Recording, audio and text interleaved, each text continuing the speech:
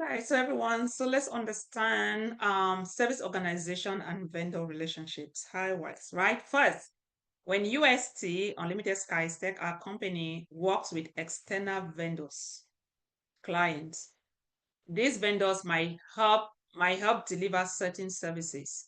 However, UST remains responsible for ensuring that all services are met, even if some tasks are outsourced. You see, remember when we were talking about, self-service organization, cave in, cave out, all those things, especially when you are caving out, then it doesn't matter. But again, you said that make sure that all services, all commitment are met, even if some tasks are even outsourced. Okay? And we'll see that.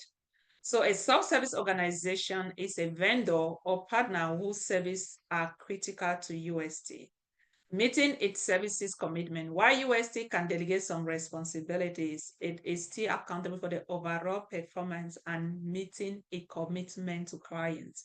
In as much as we are outsourcing, we have a lot of self-service organizations. But for us to be able to fulfill our clients' needs, guess what? We need to make sure it doesn't matter if we are outsourcing, we need to make sure that requirements are being met. And yes, that's why I said that organization will pay you a lot of money to come and be doing this job. I believe with just a cave on method now, you guys can at least understand where we are heading to. Okay. As I said, this training is just, it's so dear to me. It's something I loved, and I promise you, oh, you're gonna enjoy it. Right? A vendor become a self-service organization if first the service they provide are essential for UST to meet its service commitment.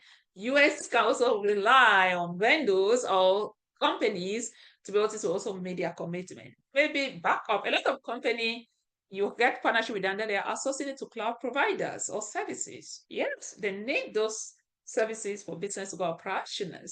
And just as they are also outsourcing, that's why you guys need to understand how wide and diverse GRC roles are.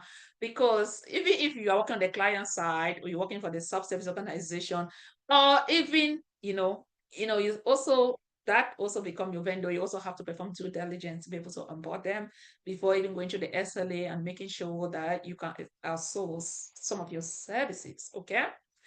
For example, if UST outsources security monitoring to a vendor, their role is essential for meeting security and confidentiality commitments. The vendor's controls and UST controls are necessary to meet the service requirement. Okay? Vendors controls and UST controls are necessary to meet the service requirement. And that's where, since we've already talked about, inclusive and keep out, now we understand where we are heading to, right? So if UST relies on a vendor to provide secure cloud storage, their security measure must work together with UST controls to ensure data safety. Very important.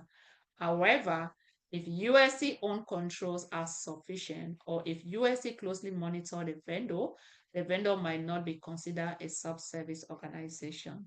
Understand? And that's where we talk more about the cave out and cave in method. Why? Let's look at a possible scenario here. We have a backup power system testing. We say vendor A is responsible for testing USC backup power system every quarter. After the testing, USC internal team verifies that the system functions as expected. Since USC performed the final verification and takes responsibility for ensuring system reliability, vendors A controls are not necessarily for USC to meet its service commitment. Yeah, because again, they're in control of everything. And vendor A is not considered a self-service organization. That makes sense, right? They are just there to perform a task where USC is in charge of everything. Okay. What of USC and vendor B? And then talk of monitoring system usage. Vendor B, USC and vendor B monitoring system usage. Vendor B monitor UST system usage and projects future demand based on historical strength. Without internal checks from UST, the vendor's controls are necessary to ensure UST meets its availability and performance goals. As such, vendor B is considered a sub-service organization unless USC decides to implement its own independent monitoring and assessment of the vendor's projections. You see? So that makes sense, right?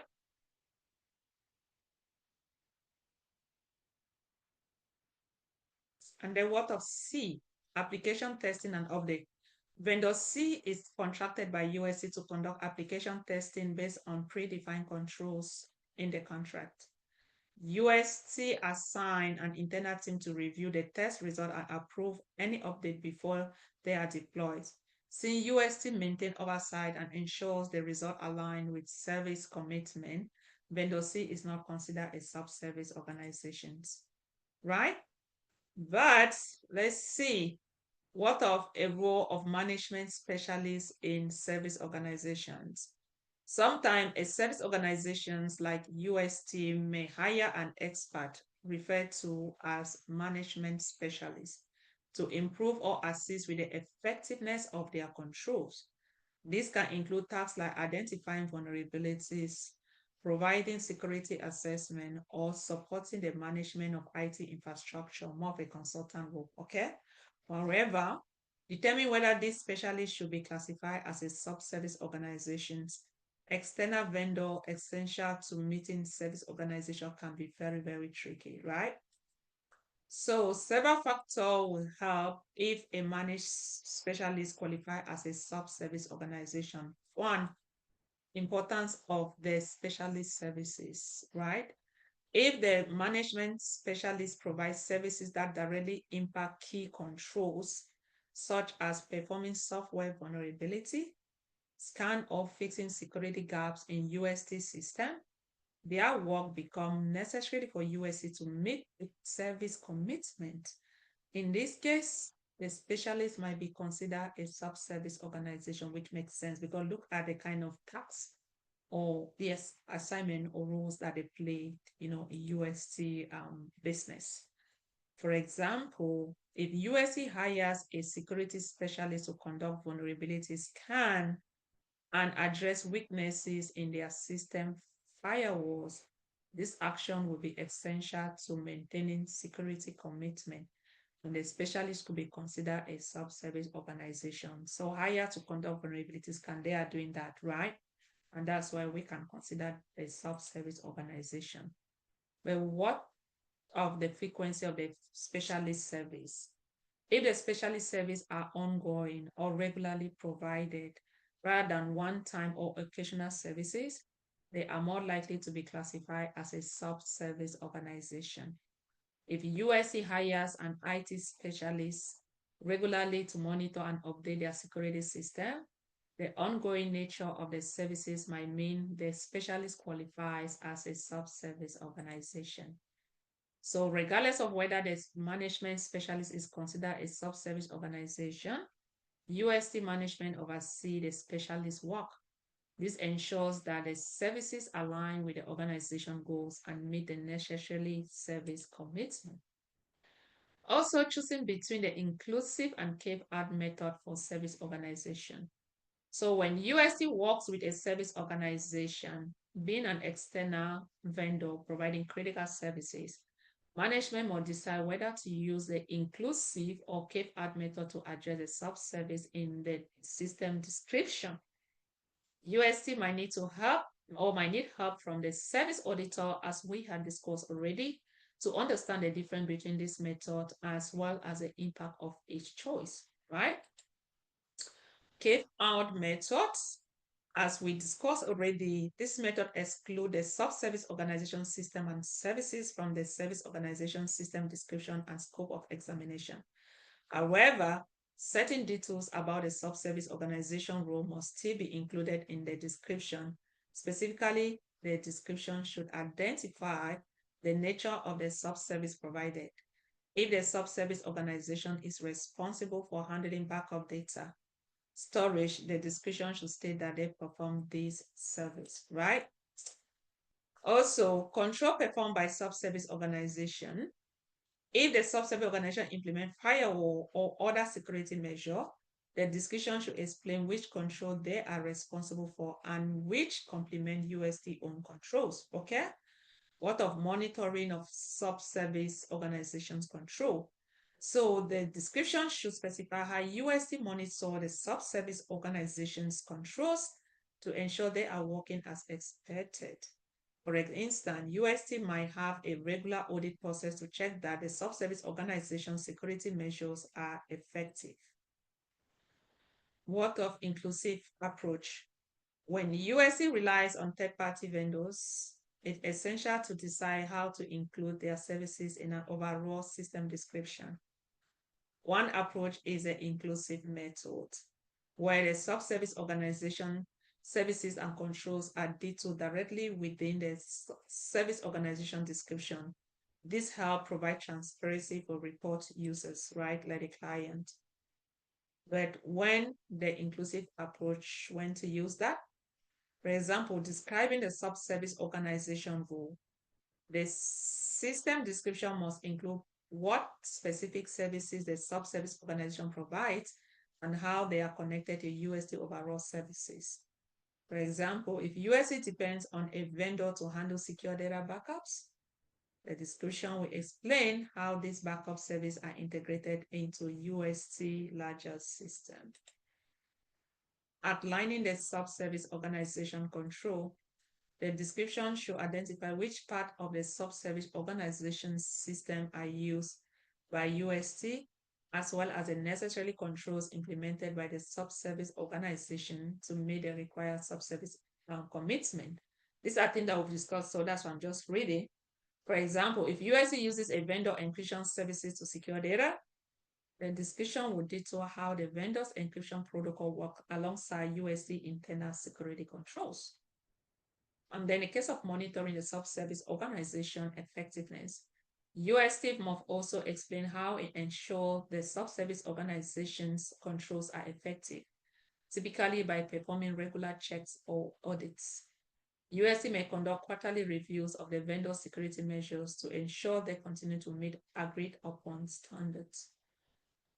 Okay, but when is this method useful? Extensive vendor services. If the subservice organization services are critical to the functioning of UST system, then that one is not even an option. Yeah. Not available report. If the subservice organization does not provide a separate SOC 2 report that meets the need of UST stakeholders. You see, and that's why I keep saying separate SOC report, because if it's a Carve-Out method, and then your third party vendor have provided SOC 2 report, what happened if their fourth party, that's UST subservice organization, refuses to provide their report? What are you going to do? I would like to know in the comment section. Limited information from other sources. If obtaining data about the subservice organization service and control from other sources is difficult, right? But when is the Carve-Out method more practical? In some cases, the Carve-Out method is more appropriate. This method excludes the subservice organization from the system description and the examination scope. It is useful when the inclusive method will be too complex or even difficult to implement. The subservice organization already has a separate SOC 2 report, and that satisfies the needs of USC stakeholders. USC stakeholders understand clients. So when they have it, you can also get their SOC 2 report, and that will be able to satisfy the need. USC cannot obtain consent from the subservice organization to include them in the SOC 2 examination. Okay?